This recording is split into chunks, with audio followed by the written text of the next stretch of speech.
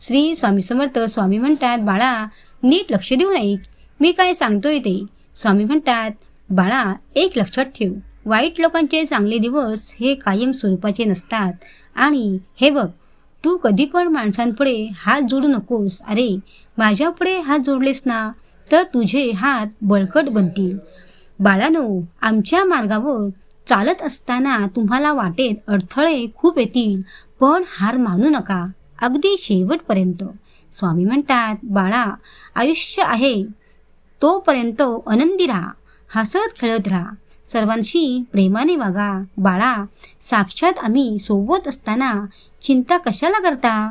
स्वतःवर विश्वास ठेवा, भक्तीवर विश्वास ठेवा.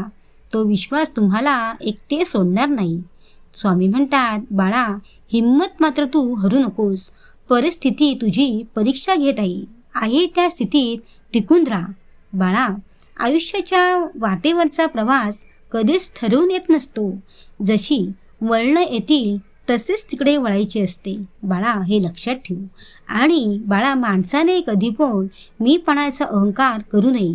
हा अहंकार सोडायचा, हा अहंकार गर्व सोडायचा की माणसाचे आयुष्य बघ कसे बदलते ते.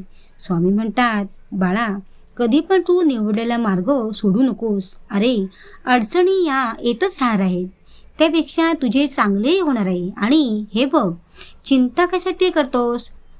तुझ्यासाठी काय योग्य आणि काय अयोग्य हे मी सगळे नियोजन करायला मी समर्थ आहे.